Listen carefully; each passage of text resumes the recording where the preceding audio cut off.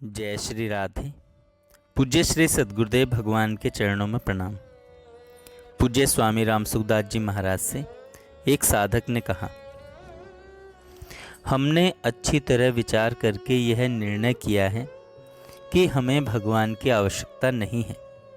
स्वामी जी महाराज ने कहा, भगवान की आवश्यकता नहीं है तो फिर पूछने की ज़रूरत ही नहीं।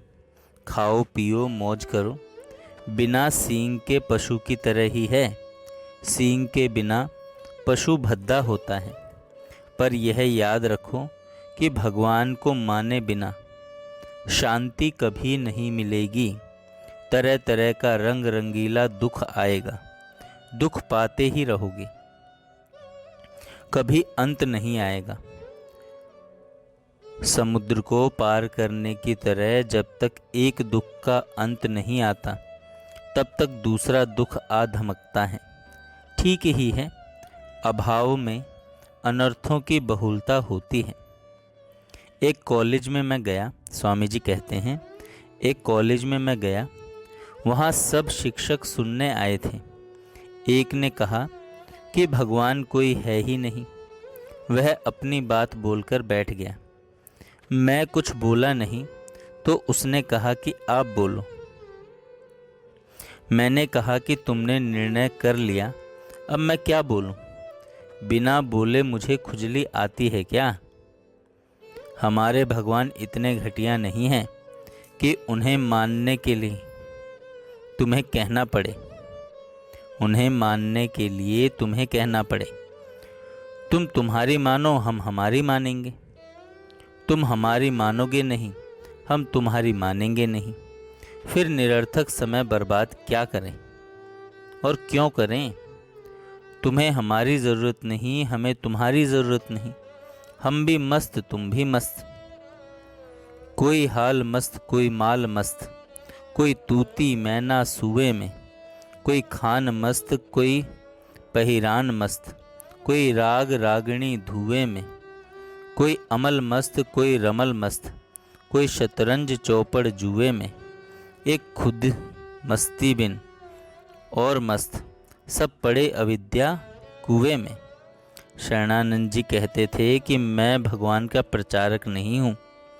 हमारे भगवान कमज़ोर नहीं हैं जो हम उनका प्रचार करें।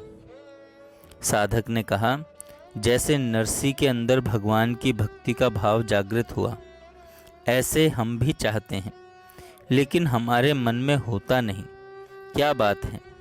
स्वामी जी कहते हैं, आप चाहते ही नहीं। चाहते होते तो ज़रूर होता। चाहते होते तो ज़रूर होता।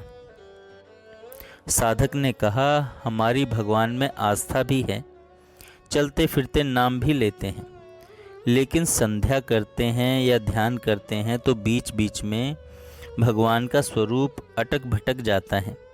क्या करना चाहिए? स्वामी जी कहते हैं, भगवान से प्रार्थना करो कि हे नाथ, मैं आपको भूलूं नहीं। भाई बहन ध्यान दें, ये जितने प्रश्न पूछे जाते हैं उनमें आप उपाय पूछते हो, पर वास्तव में ऊपर का उपाय काम नहीं करता, प्रत्युत भीतर की चाहना काम करती है। भगवान आपके भीतर की लालसा को जानते हैं। आपकी लालसा होगी तो ज़रूर फ़ायदा होगा, इसमें संदेह नहीं है। ऊपर के उपायों से अथवा नकली उपायों से काम नहीं चलेगा। भीतर से असली भगवान की लगन लगाओ। आप भीतर से संसार को चाहते हैं कि भगवान को चाहते हैं? आपको संसार, स्त्री, पुत्र, रुपए आदि प्यारा लगता है कि भगवान प्यारे लगते हैं? आपको स्वतः स्वाभाविक संसार की याद आती है कि भगवान की याद आती है? आपको रुपयों की आवश्यकता है कि भगवान की आवश्यकता है? इन बातों पर आप विचार करो। आप भगवान का चिंतन करते हैं और संसार का चिंतन होता है। जो करते हैं वह नकली है और जो होता है वह असली है।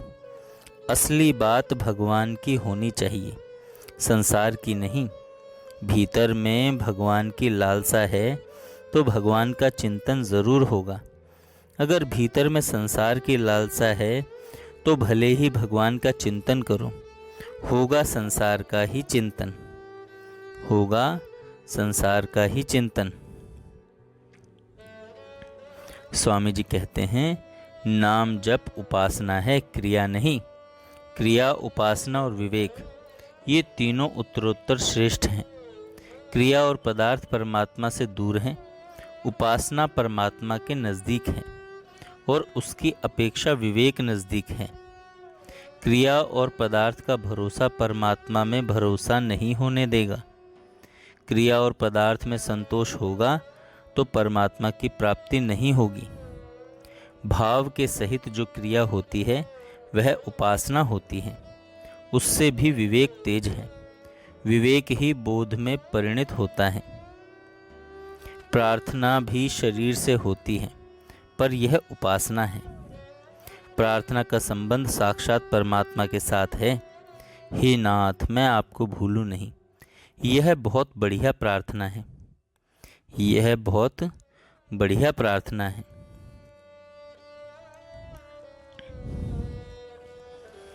जय श्री राधे। जय श्री राधे। पूज्य श्री सद्गुरुदेव भगवान के चरणों में प्रणाम। पूज्य स्वामी राम